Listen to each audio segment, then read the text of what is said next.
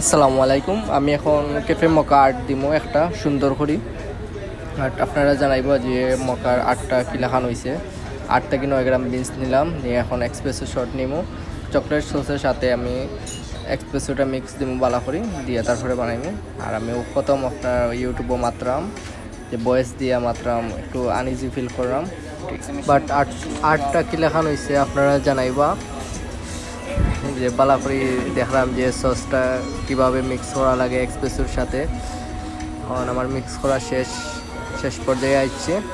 এখন আমি হালকা ড্রিঙ্কিং সিটা দিব যাতে মনে করেন আর্টটা আমার সুন্দরভাবে বাসে এবং একটু কড়ায় যে এক্সপ্রেসোটা সুন্দর। মেইন হয়েছে আপনার ফুলটিং যদি সুন্দর না হয় কফিটা সুন্দর আইতো না। তখন আমি সুন্দর করে ফ্লুটিং করলাম যে কিভাবে সুন্দর করে ফ্লুটিং করা যায়।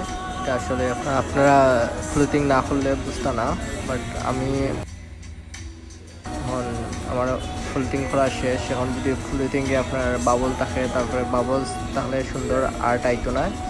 আমার ফ্লুটিংটা সুন্দর হয়েছে আর এখন সুন্দর একটা আর্ট দেওয়ার চেষ্টা করবো। আর আপনারা জানাইবা বিশেষ করে আর্টটা কি লেখানো হয়েছে। দেখা যায় একটু হালকা একটু সুন্দর আর্ট আর সিম্পলের মধ্যে। এগুলো একবারে ইজি, আর আপনারা যদি ট্রাই করেন অবশ্যই পারবা। প্রথম একটু আনইজি লাগবো আমার মতো।